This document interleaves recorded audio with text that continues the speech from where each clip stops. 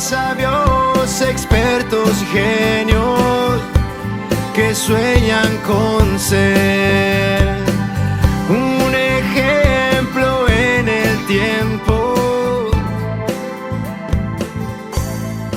expandiéndose. Hola Matías, ¿cómo estás? Bien, bien, gracias. ¿Qué tal? Muy bien, muy bien. Bienvenido a Sabios, Expertos y Genios Revista. Muy contento pues de estar compartiendo esta tarde noche, noche ya para ustedes. Eh, Cuéntanos, ¿cómo estás? ¿Cómo ha estado toda esta semana para ti? Bien, mucho bien, muchas gracias. Sí, no querría, pues de momento, daros las gracias por invitarme y, por supuesto, dar las gracias a nuestros oyentes por estar ahí, por el interés que están prestando precisamente en esta materia. ¿Y cómo andan las cosas por aquí? Pues bien, bien, dentro de lo que cabe, el tema de la pandemia que estamos sufriendo, pues bien, en ese aspecto bien, la familia bien y todo bien, gracias. Qué bueno, qué bueno. Nosotros hoy queremos tratar un tema que ha sido pues muy denotado por ti. Has trabajado en artículos, has venido pues generando mucho interés en todo el tema de la baja visión y por supuesto nosotros queremos abordar cómo se está trabajando a nivel de los medios de comunicación, los conceptos, iniciando un poquito con el concepto de la discapacidad visual y aterrizando luego con el tema de la baja visión, porque es bueno que la gente entienda en concreto desde tu punto de vista y de lo que estás manejando a nivel de los conceptos, qué es la discapacidad visual y por qué te mueves en favorecer terminologías, conceptos, estudios a favor de lo que son las personas con baja visión.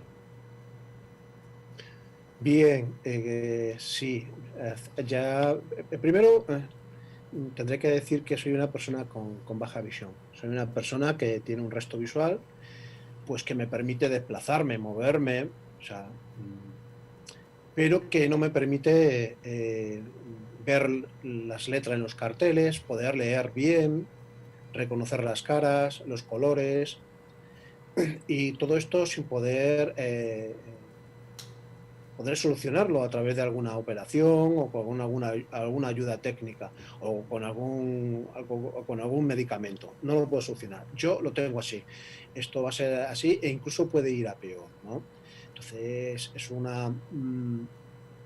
iba, iba a decir una palabrota, ¿no? Pero es algo que me ha tocado y lo tengo que llevar. Claro. Entonces, ¿qué es lo que ocurre? Que la sociedad entiende que existe la ceguera y el que ve, o sea, el que no ve y el que ve. Para la sociedad es como si existiera el blanco y el negro, olvidándose que hay una gran gama de colores, perdón, una gran escala de grises, ¿no? Sí. Entre el blanco y el negro. Pues esto es lo que ocurre con la baja visión, que es una gran escala que hay de agudeza visual y de campo visual desde que se ve bien hasta la ceguera. Y que, según mis estudios, he estado trabajando con ello bastantes años, he detectado que no se tiene en cuenta. Es más, se nos oculta, se nos invisibiliza, no sé si con intencionadamente o no, pero que se nos está ocultando y eso nos perjudica bastante. Cuando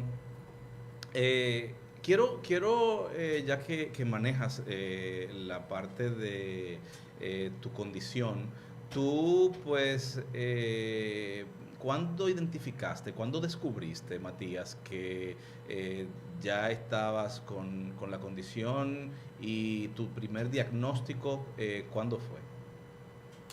Bueno, mi primer diagnóstico fue de pequeño. Ya tenía problemas de visión, tenía que llevar gafas pues, con un cristal bastante gordo, ¿no?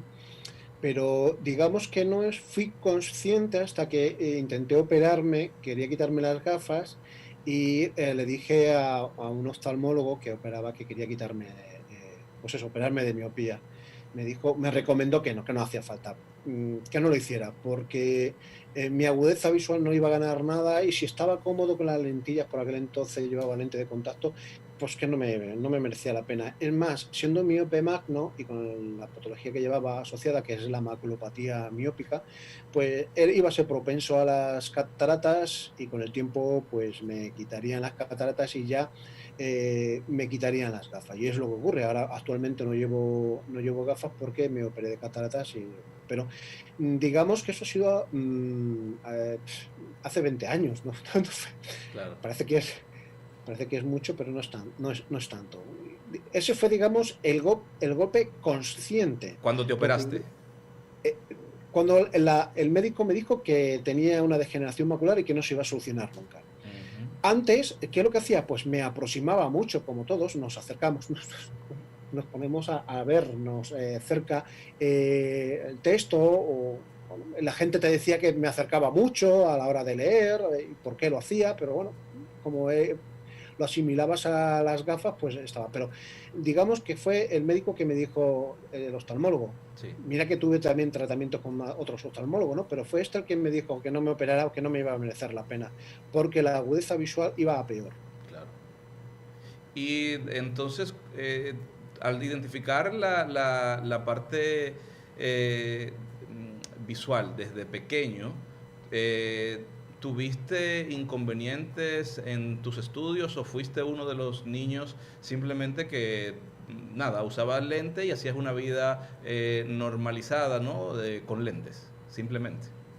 Bueno, de pequeño con la lente era suficiente y ya está, vamos. El único problema que tenía era el tratamiento que tenía de pequeño con los compañeros, ¿no? Ya sabes, cuando somos muy pequeños somos muy crueles. Y Claro, si llevas unas gafas de culo de botella, ¿no? claro. Como se suele Sí, sí. decir, pues eran muy crueles los demás compañeros conmigo. Pero bueno, al final te acostumbras y ya está. Cuando necesité algo más, ya en la época del instituto y en la universidad, ahí ya necesitaba incluso ayuda de alguna que otra persona. Por supuesto, estar de los primeros en la fila, porque irme en las sillas de atrás del aula no me servía para nada, ya no hacía falta ni que estuviera en clase. Y recuerdo, por ejemplo, alguna compañera que tiraba de ella, o sea, le pedía el favor que me dejara sus apuntes, porque claro, no lo veía y no podía coger los apuntes. Y Claro. esta compañera tenía una letra muy buena y a mí me venía muy bien. Y gracias a ella, pues, En ese podía. tiempo te decían ciego. ¿Disculpa? En ese momento, tus compañeros te decían ciego. No, nunca me han dicho ciego. Nunca te han dicho ciego. No. Tú nunca recibiste ningún tipo de comentario desagradable en tu proceso formativo. Eh, En el colegio sí, ¿no? Pero como te he dicho, era un niño pequeño. Ya en el instituto, en la universidad, pues como uno ha sido bastante extrovertido y llevado un poquito como diría sinvergüenza, aquel que me claro, decía una cosa así, yo le soltaba otra peor y ya está, ¿no? ¿Sabes? No, eh, el descaro, ¿no? Por decirlo de alguna forma. Oye, parece que ves mal, como parecía en el trabajo, ¿no? sí, Oye, te acerca mucho la pantalla, ¿no? Y te gira y dice, oye, macho, parece que tú te funciona bien la vista porque te has dado cuenta de ello. Todas sí. esas expresiones casi que con cierta y bastante ironía que, pues, Créeme que te entiendo perfectamente. Cuando tú decides ya formarte, ya conociendo tu condición, tú decides formarte en un área que no es común por personas que tienen algún tipo de problema visual. ¿Qué decides estudiar ya a nivel universitario? ¿Tienes varias opciones o tomas una decisión definitiva cuando te vas a formar a nivel universitario? bueno, fueron dos factores aquí. Uno, yo hice formación profesional, especialidad en electrónica y no tenía muchos caminos. Y otra fue el económico. A mí había una beca que me solucionaba la vida y, por supuesto, encajaba todo en una carrera que a mí me gustaba muchísimo, que era telecomunicaciones. Entonces, no podía estudiar otra cosa, pero por limitaciones de la profesión que había estudiado, y la beca que me concedían. Luego, mi camino fue en esa línea, por supuesto, en una carrera que a mí me gustaba muchísimo y me ha gustado y, por supuesto, muy agradecido a ella. No fue mi decisión la visión, no fue mi decisión, y eso es uno de los aspectos que yo digo a mucha gente que me escucha, ¿no? No nos tenemos que limitar a eso que puedo hacer o me encuentro limitado por la vista. No, no, no. Hoy en día podemos llegar a hacer muchísimas más cosas de las que pensamos. ¿Sabes? Siempre es preferible hacer algo que te guste a tener que hacer algo porque piensas que tu vista está mal y no te queda otra. Por ¿Cómo? ejemplo, se tira mucho más, las personas con problemas visuales se tiran más a las letras. ¿Por qué no? Es más fácil, las herramientas que existen y las herramientas tecnológicas existentes, mejor dicho, ayudan más a las letras, pero si tú eres de ciencia, te gusta mucho la ciencia, pues animo siempre a esa línea, vaya. O sea, no fue una decisión, mi visión, el poder hacer tal carrera. Eso fue porque me encanta la tecnología y quería ser ingeniero. Excelente. ¿Cómo fue el paso a tu primer trabajo? Bueno, fue un poco duro porque fue una época que no había trabajo y bueno, encajé en diferentes currículos que estuve haciendo. De hecho, para sacar la carrera, como te he dicho antes, fue una decisión económica. Yo tuve beca, entonces mi primer trabajo, eh, para sacarme la carrera tuve que trabajar, quiero decir. Se me Sí. acabó la beca y tuve que ponerme a trabajar. Y trabajé de lo que había estudiado de formación profesional en electrónica. Mi especialidad, bueno, empecé a trabajar en el mantenimiento de Metro Madrid, los equipos de a bordo que llevaba. Y esa parte, pues a mí me satisfacía bastante y aprovechaba mis conocimientos que estaba teniendo en la carrera para hacer alguna que otra cosilla dentro de la especialidad que tenía dentro del metro. Tu evolución laboral, ¿cómo fue satisfaciéndote y cómo fue dándote oportunidades a lo largo de Es tu un vida? poco, es un poco también, por decirlo de alguna forma, no fue una decisión o algo, ¿cómo diría yo? Oportunidad, pues que llegó, entregué un currículo en un sitio que hacía falta un ingeniero en telecomunicaciones, especialidad equipos, con conocimientos en software y el sistema operativo Unix y además que tuviera conocimiento en equipos. Yo hice telecomunicaciones, mi especialidad era equipos y encima hice algún que otro curso de Unix. Encajé con el currículum y ahí fue, vamos, entrar como anillo al dedo. Entré en un sitio que me gustaba muchísimo y empecé a tocar pues antenas para comunicarme vía satélites desde estaciones de comunicaciones e incluso en barcos. Todo muy bien, la verdad que me gustó muchísimo. Y ya dentro de la empresa pues conseguí especializarme en banco de pruebas para satélites. Me encantaba todavía más, ¿eh? O sea, el trabajo que hacía era algo más que satisfactorio, porque terminas una carrera y haces algo que te gusta y encima de lo que has estudiado. O sea, todo Claro. encajaba. Estaba muy contento dentro de mi carrera profesional. ¿Cuándo te das cuenta que no puedes seguir ejerciendo esta profesión? Pues cuando ya tienes que estar firmando documentos y no sabes qué estás firmando. Entiendo. Cuando firmas documento y no puedes leerlo, pero estás delante del cliente y tienes que firmar las pruebas que has hecho. Dentro del software podía adaptar y adaptaba el ordenador. Ponía una pantalla grande, cambiaba el contraste, ponía el texto en grande, con lo cual esa parte la llevaba bastante bien, pero quieras o no quieras, siempre tienes que andar con papeles, documentación y hacías pruebas con equipos y las pantallas de los equipos no podía aumentarlo. Cuando digo equipo me refiero a dispositivos de medidas y display que tienen todos los equipos como amplificadores, conversores. No era capaz de verlo. Entonces ahí ya iba entrándome unas depresiones de Aquilo, claro, porque no llegaba a ello. Tú decides, luego de todo esto, se abre una formación en accesibilidad universal y diseño para todos, y con todo este conocimiento que tienes, incursionas en el mundo del diseño y de la accesibilidad universal. ¿Cómo pasa esto, Matías? Bien, encontré la oportunidad en un máster, me lo pagaban y además era sobre diseño universal, que a mí esa parte me interesa. Soy ingeniero y diseñaba estaciones de comunicación y diseñaba el software para ello, incluso equipos para poder comunicarme con satélites, ¿vale? Entonces necesitaba algo más y hablaban de eso, de accesibilidad universal y diseño para todos. Y me metí en ese mundo sin saber lo que era, pero me llamaba. Una vez que me metí dentro dije, wow, aquí esto es lo mío, porque precisamente me encuentro problemas con la tecnología y aquí en esto es que resulta que es mi trabajo y dediqué más tiempo a la consultoría, ¿no? Al poder enseñar a los demás cómo poder trabajar en ese aspecto, en esa línea. Ya a eso se sumó que hice otro máster en educación y comunicación en la red, especialidad, o mejor dicho, su programa de accesibilidad. Obviamente me metí por esa línea porque es la que más dominaba. Y ahí aprendí a hacer trabajos de investigación, investigación social, ¿de acuerdo? Y ahí descubrí que la baja visión estábamos, pues, como en un agujero negro, no existíamos, era todo.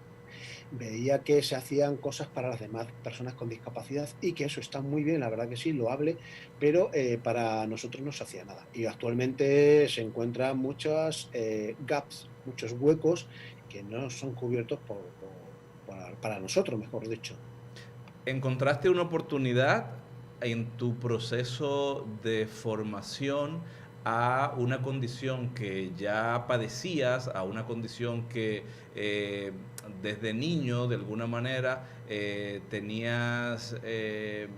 venías manejando, que fue evolucionando, fue creciendo y encontraste un nicho importante en el mundo de la accesibilidad para hoy día pues generar conocimiento, generar información en pos de que las personas con discapacidad visual, específicamente las personas que tienen baja visión, puedan entender la situación en la que se encuentran en la sociedad y que puedan motivar a la sociedad a entender qué es la baja visión, por qué los distintos tipos de baja visión y sobre todo que los medios de comunicación puedan entender cuáles son los conceptos adecuados. Sí, y no te olvides que yo también me siento influido en esa parte, ¿no? O sea, no es que me haya encontrado gusto en el trabajo que estoy haciendo, sino que encima me siento dentro de ese mundo. De hecho, por varios motivos dejé el doctorado, empecé a hacer la tesis doctoral, pero uno de ellos fue precisamente que no puede ser uno, o no puede hacer uno un trabajo de investigación si está dentro. No llega a ser muy objetivo esa parte, pero bueno, no quita que puedo hacer trabajos relacionados, pero el trabajo del doctorado lo dejé y pasé del mundo de la teoría al mundo del activismo, a decir, vamos a ayudar a las personas con baja visión que nos hace falta. ¿Cómo inicia Matías en este proceso ya teórico? Haces una serie de investigaciones, empiezas a escribir, generas varios libros que de alguna manera fomentan todo esto que promueves. Bueno, ¿cómo lo inicié? Pues precisamente con la tesis. Estuve haciendo un trabajo de investigación sobre todas las discapacidades para el acceso a las tecnologías. Es la rama que llevaba yo y dentro del programa de educación y comunicación pues dije, pues vamos a ir a tratar este. Y me encontré, como te he dicho, que había un gap muy grande en baja visión, en el mundo de la discapacidad visual y concretamente en las personas con resto visual, que el desconocimiento era máximo, por no decir total, Claro. la verdad que sí. Entonces, yo descubrí hace varios años anteriores, a través de una feria de tiflotecnología. La feria de tiflotecnología nos enseñan, nos muestran todos los dispositivos que tenemos a nuestro alcance. Para las personas ciegas, obviamente, pues es tiflo, ciego y tecnología. Y también para personas con resto visual. Entonces ahí me enseñaron una lupa televisión. Una lupa televisión es una pantalla bastante grande la puedes poner delante de tu cara, en el cual debajo tiene una cámara que apunta a todo aquello que pongas debajo, por ejemplo, un libro, y dentro del libro puedes ver la pantalla, perdón, puedes ver la pantalla, el libro, el contenido del libro, pero magnificado, yo qué sé, 300, no voy a decir 300 veces, ya sería exagerarlo, pero magnificarlo lo suficiente para poder leerlo. No, incluso adaptarlo a la necesidad del usuario, el tamaño, supongo. Efectivamente, incluso cambiar los colores, el contraste, estaba muy bien. Para mí eso fue algo maravilloso porque yo ya empezaba a dejar de leer libros por el tema del texto. El texto de los libros muy pequeño y ahí ya me vi la luz, dije, esto para mí. Pero claro, cuando pedí precio me dijeron $3.500, Wow. 5.000 algunos, incluso hasta 8.000, aquellos que tenían una cámara bastante buena para poder ver de cerca y de lejos. ¿Podemos saber de qué años estamos hablando? Estamos hablando del 2005, pero vamos, esos precios están al día, ¿eh? Son esos, por ahí andan, en 3.000, 4.000, $5.000, muy a gusto, sí. Claro, yo como ingeniero, que siempre lo he dicho, los ingenieros no la tenemos que ingeniar. Y a mí cuando me dijeron $3.500, dije, ¿cómo? Pero si esto es agarrar una pantalla de un ordenador, le conecto una webcam y ya lo tengo por el precio. No me puedes cobrar eso, no me lo puedes cobrar. Entonces me dediqué más un poco a preparar, a realizar esos productos de apoyo de bajo coste. Cómo convertir un celular en una lupa electrónica de bolsillo, cómo convertir una cámara fotográfica digital en una lupa electrónica, cómo convertir... O sea, todo ha sido así. Entonces, ese año vuelvo de nuevo al estudio que realicé y me encontré un hueco muy grande. Ese año pues preparé mi primer taller, el primer taller que se lo presenté a las personas con baja visión para enseñarles las tecnologías que tenemos, las tecnologías de apoyo obviamente, y enseñarles cómo conseguir que las tecnologías que tenemos a nuestro alcance, celulares, tablets, cámaras de foto, convertirlo en productos de apoyo para nosotros. Fue un éxito. Le gustó a la gente, es más gente, hay muchas personas que empezaron a seguirme en esa línea. Ahí es donde descubrí, donde dije, aquí, esto es lo que hay que tocar, esta parte es la que hay que ir demostrando, y empecé a tocar esa línea, ¿sabes? Esto es contestando un poco a tus preguntas. Sí, excelente. Escribes varios libros y empiezas a impulsar tus teorías a través de tus escritos. ¿Qué realmente es lo que debe saber la gente? ¿Qué es realmente lo que tiene que saber los medios de comunicación a nivel de la conceptualización y la forma de referirse a las personas con baja visión?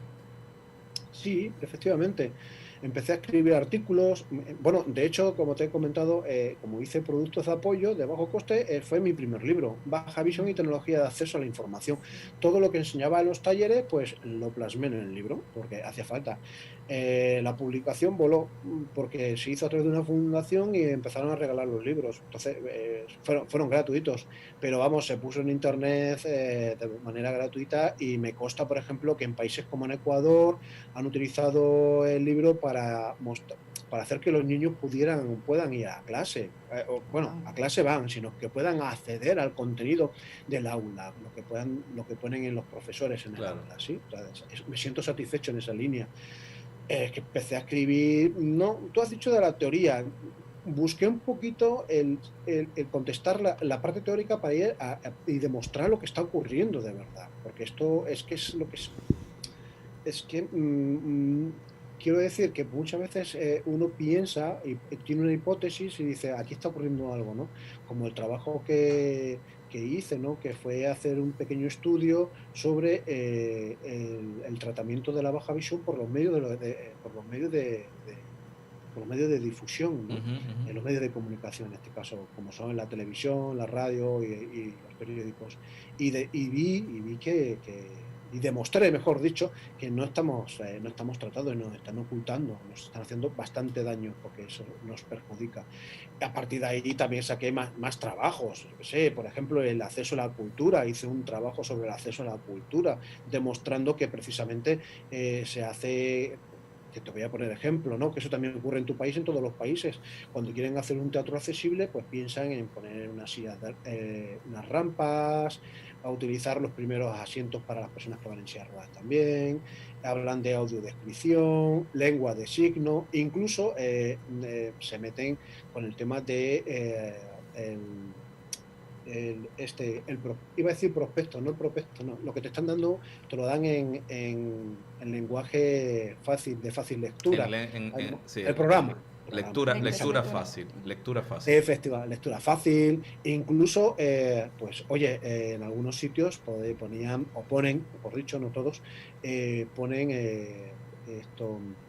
eh, ah, el implante coclear, ¿vale? Sí. Lo que es Los el bucles uso del implante magnéticos. coclear. Exacto. Claro, todo esto, y dice, y las personas con baja visión, nadie ha pensado en ellos. O sea, piensan en los que tienen problemas de audición, piensan en los que tienen problemas de movilidad, incluso en los ciegos totales, ¿no? Pero en baja visión, no. Y yo voy mostrando diciendo que algo muy tan sencillo como eso. No sé. Y te hago una pregunta, Vale. por ejemplo, las herramientas que sirven para las personas ciegas, en este caso, por ejemplo, si hablamos en un evento de audiodescripción, y te dan unos audífonos para que pueda ser descrita esta obra, esto le va a una persona ciega como una persona con baja visión. Desde tu punto de vista, ¿qué herramienta podría tener un evento o un espectáculo, por ejemplo, que beneficie la baja visión? Bueno, te voy a corregir, si me permites, sobre Claro. el tema ese de que la audiodescripción es para las personas ciegas, también lo pueden utilizar las personas con baja visión. Yo creo que la audiodescripción lo puede utilizar todo el mundo. De hecho, si tú vas a una conferencia internacional, lo primero que te dan son unos cascos para que puedas escuchar en tu idioma. Te agradezco enormemente porque ese es el mensaje que quiero que entienda nuestra audiencia. Efectivamente, es que cuando hablamos de accesibilidad pensamos en En lo discapacidad. específico. Y no es así, ¿eh? Uh-huh. No. La accesibilidad es para todo el mundo. Entonces, esos cascos que a ti te dan, pues sirven para todo el mundo también.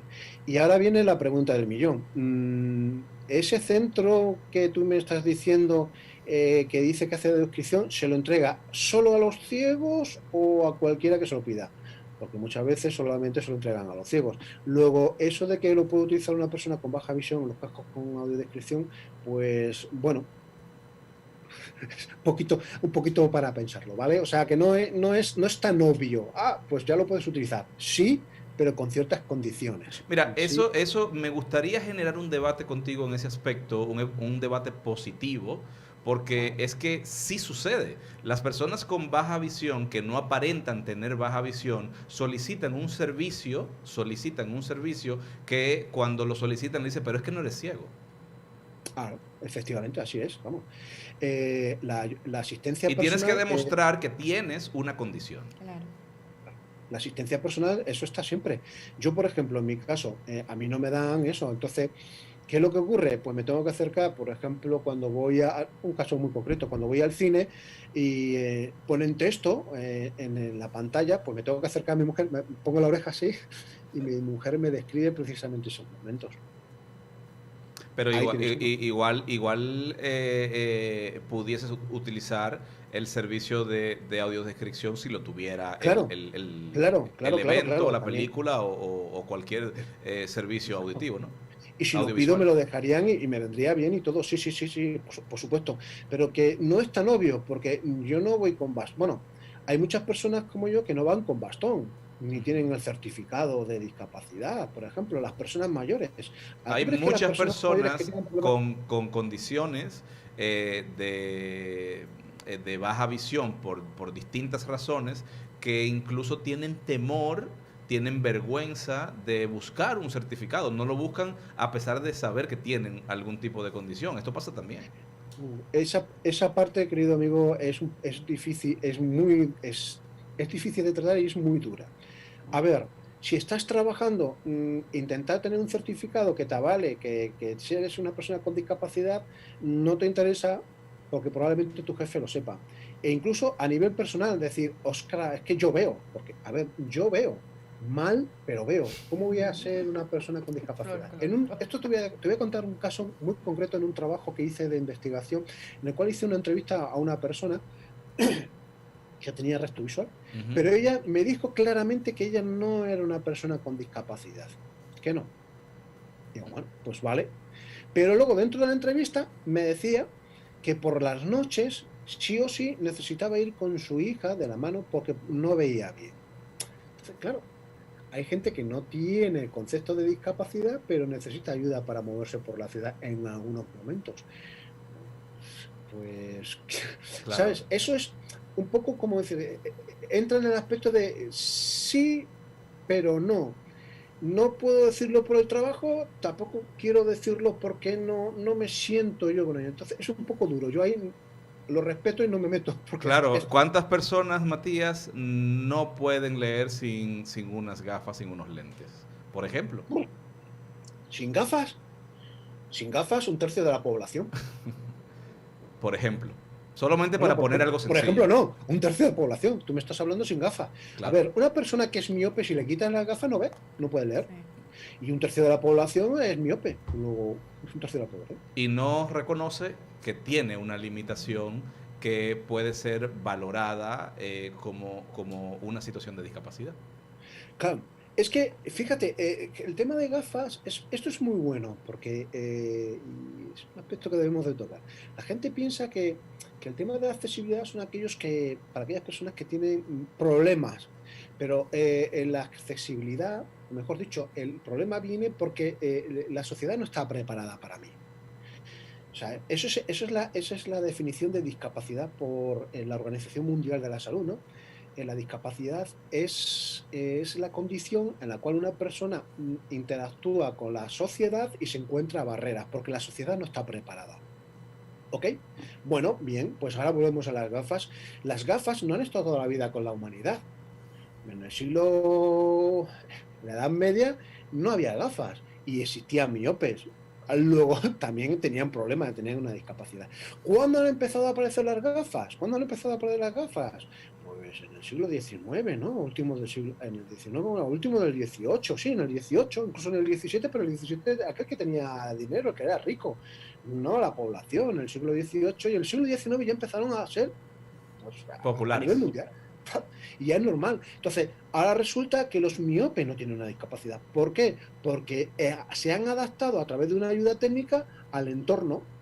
Qué Pues ya buen está. ejemplo le das al mundo, porque si nosotros cumplimos con que los entornos, los productos puedan tener altos criterios de accesibilidad, pues entonces las personas con discapacidad, según el ejemplo que me das de las gafas con los miopes, pues las personas con discapacidad van a ir acabando. Claro, eso es un ejemplo real. Ahora te voy a decir un ejemplo hipotético. Imagínate que en este mundo no existieran las rampas y que todo estuviera a un nivel bajo. Por ejemplo, las estanterías en los supermercados estuvieran a 1 metro, 1,50 m y tal. Pues las personas que van en silla de ruedas no encontrarían ninguna discapacidad dentro del entorno, ¿no? Por ejemplo. Ujú. Eso sería un caso hipotético, pero ya no existiría una discapacidad. ¿Qué es la discapacidad?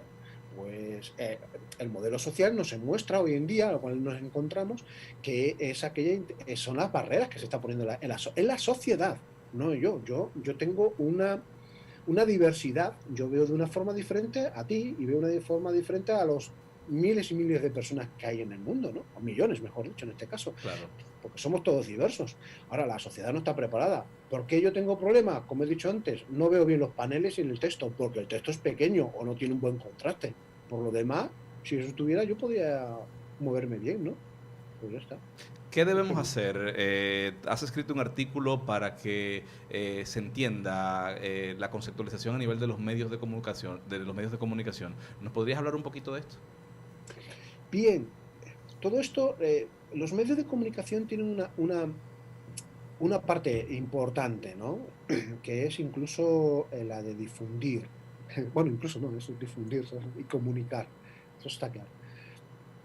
Pero si no se comunica bien, se puede engañar. Y en eso tenemos muchos ejemplos. Estereotipos, por ejemplo. Casos concretos. Los estereotipos que tenemos del mundo femenino dentro de un mundo machista. Eso está claro, ¿no? ¿Y quién abunda en eso? Pues los medios de comunicación, la publicidad que utilizan a la mujer como un objeto. Y eso redunda. Entonces, ¿qué es lo que está ocurriendo? Que se te estereotipa el producto o para esa mujer o lo que sea, vaya. Son ejemplos, hay muchísimos, ¿no? Ujú. Perdón. Vale, pues con la visión ocurre lo mismo. Los medios de comunicación mm, confunden los conceptos de discapacidad visual, ceguera y baja visión. De hecho, mi trabajo fue eso, estudiar los medios de comunicación, tanto en la radio, televisión, como en los periódicos. Y descubrí que esos términos los utilizaban indistintamente. Te puedes encontrar, por ejemplo, en titulares, grandes titulares. Se ha inventado algo para las personas ciegas y personas con discapacidad visual. Fíjate, según nos dice la Organización Mundial de la Salud, la discapacidad visual está formada por las personas ciegas y las personas con baja visión. Luego, un término global lo utiliza con un término menos global, una, un, un subtérmino, ¿no? Ujú. Sí. Dando más importancia a la ceguera dentro del conjunto que es la discapacidad global, dando más empaque a ese término, la ceguera, con respecto a la discapacidad visual. Es como si pusiéramos un ejemplo concreto, vuelvo de nuevo a lo de antes, el tema femenino. Imaginar que alguien ha hecho un invento y que dijeran en los grandes titulares, se ha hecho un invento para los hombres y las personas. Obviamente están discriminando a los demás. Nadie utiliza esos términos y ni mucho menos en los titulares. ¿Por qué? Porque está discriminando a las mujeres, a los mayores, a los niños, porque solamente está saca fuera dentro del conjunto de personas, saca a su conjunto hombres y a los demás los están dejando fuera. Claro. ¿Ok? Está mal visto.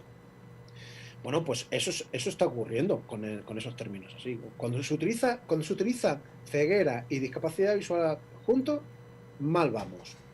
Y luego, mucho también ocurre con las imágenes, porque las imágenes también informan, ¿sí? Claro. Por ejemplo, cuando hablan de la discapacidad visual, se ha hecho un invento, vuelvo de nuevo al invento, porque parece como que tenemos ahí, se ha hecho un invento, una herramienta que va a ayudar a las personas con discapacidad visual. Y en esto muestran una imagen de un señor que está leyendo braille. Claro. Rápidamente asimilo discapacidad visual a la ceguera, porque el braille está asimilado a la ceguera. O un señor con bastón. Muy bien. En este mundo, según la Organización Mundial de la Salud, hay 285 millones de personas con discapacidad visual. De esos 285, 36 millones, solamente 36 millones son personas ciegas.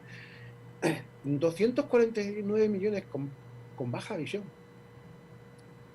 ¿Qué es lo que está ocurriendo? Que estás etiquetando discapacidad visual con una imagen.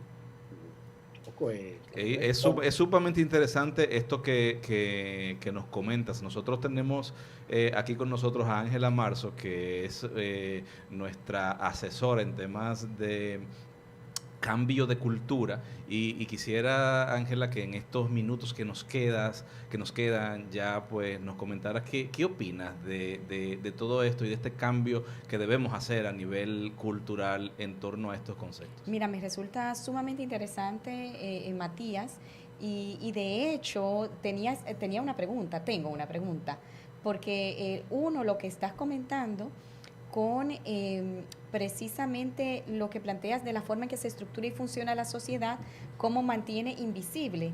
Y ahora es que caigo en la cuenta de tu libro Nada sobre nosotros sin nosotros.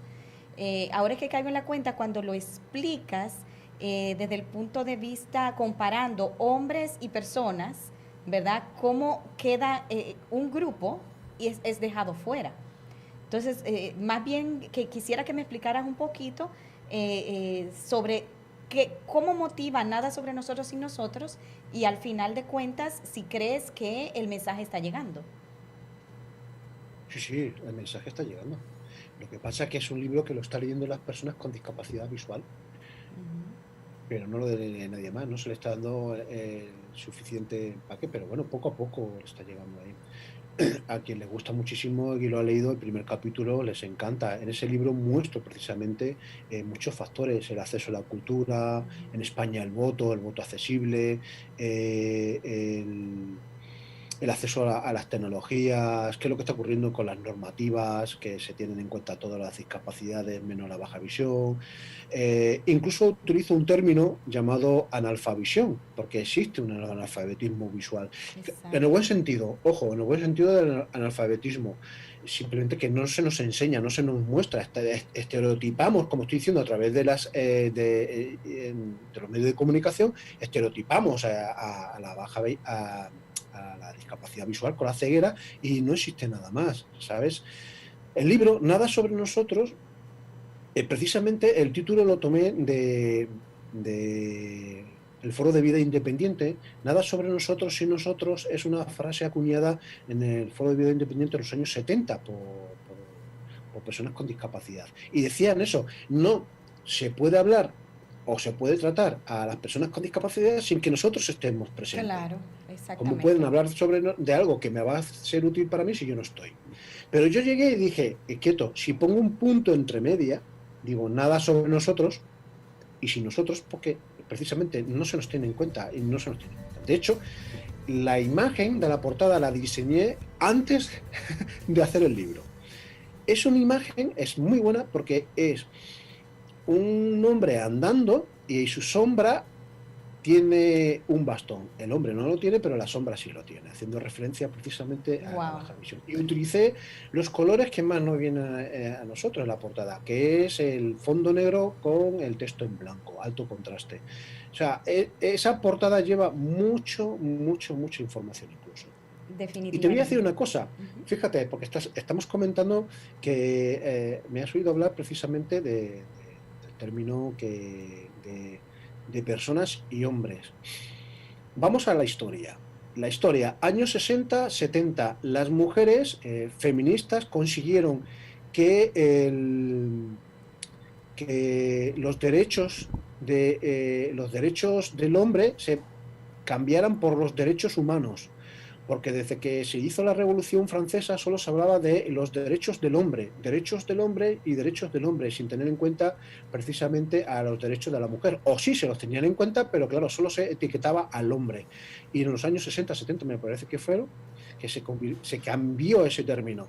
Pues esto es lo mismo, que es lo mismo, lo estoy llevando al ejemplo, pero... Excelente, Matías, excelente. La verdad que hablar contigo pues se nos llevaría muchísimo tiempo. Yo creo que vale la pena, Matías, que te podamos invitar a otro programa y que podamos continuar fomentando, impulsando pues todo este conocimiento que tienes y toda esta pasión que tienes por impulsar el aprendizaje positivo a favor de las personas con baja visión. En esta ruta final de nuestro programa, como siempre hacemos, yo quiero, siempre hago una pregunta final para que la gente pueda conocer un poquito más a nuestro invitado. Y son preguntas que te voy a hacer en torno a lo que ya tú conoces, son preguntas muy sencillas para ti y que en 30 segundos debes de respondernos para que la gente se quede con ese buen sabor de qué significan estos conceptos. Y empezó con diversidad humana. Vale. Diversidad humana. Diversidad humana, pues te lo voy a decir, es todo aquello que enriquece a la cultura, todo aquello que enriquece a las tecnologías y todo aquello que enriquece hasta el buen gusto, ¿no? Accesibilidad universal. Accesibilidad universal. Eso es una utopía. Hoy por hoy se puede conseguir mucha accesibilidad, pero accesibilidad universal no, porque eso supone que el 100% de algo sería accesible. Y tampoco lo aconsejo. Imaginaros hacer un monumento accesible. Yo qué sé, imaginaros un edificio histórico y que de golpe y sopetón le mete ascensores. No podría. Claro. Le mataría la gracia y le mataría la historia, ¿no? Inclusión. Inclusión, término que se está llevando ahora muchísimo pero que a nosotros no se nos tiene en cuenta, no se nos tiene incluidos. Integración. Integración. Eso es un término que... inclusión evolucionó de la palabra integración en primera parte. Y eso es lo que se pretende hacer con algunas personas con discapacidad. Pero que, insisto, a nosotros, a Baja Visión, no se nos tiene en cuenta. Cuando hablamos de entonces diseño universal, ¿qué estamos hablando con este concepto? El diseño universal es la condición por lo cual se convierte algo en accesibilidad universal. Y como te he dicho antes, eso es una utopía también. Sí puedo hablar, por ejemplo, que sería lo contrario del diseño centrado en el usuario. Diseño universal lo que va a hacer, o lo que se tiene que tratar, es pensar en el máximo de personas, en un diseño para que el máximo de personas lo pueda usar, que sería al contrario al diseño centrado en el usuario, que solamente lo utilizaría esa persona. Matías Sánchez Caballero, ¿quién es? Pues... es que yo creo que eso es esa pregunta me la debían de hacer, se la tenéis que hacer a mis amigos. Yo personalmente creo que soy una persona bastante comprometida con mi trabajo y muy ilusionada con lo que estoy haciendo en este momento. Amigo de mis amigos y amante de mi familia. Ángela, hemos concluido esta entrevista con este hombre que ha sabido pues aprovechar el tiempo fomentando información y conocimiento a favor de un colectivo que representa. Claro, y un aprendizaje profundo, realmente una forma distinta de ver términos, conceptos y que nos agrega muchísimo valor. Matías, muchísimas gracias. Este ha sido pues el programa de hoy, compartiendo contigo toda esta experiencia. Un saludo final para toda nuestra audiencia que ya nos cortan. Perfecto, muchas gracias por todo y un abrazo a la audiencia. SG Revista en Instagram, SG Revista en Twitter, Sabios, Expertos y Genios Revista en Facebook, nuestro canal de YouTube SG Revista TV, y recuerden que la capacidad la tenemos todos.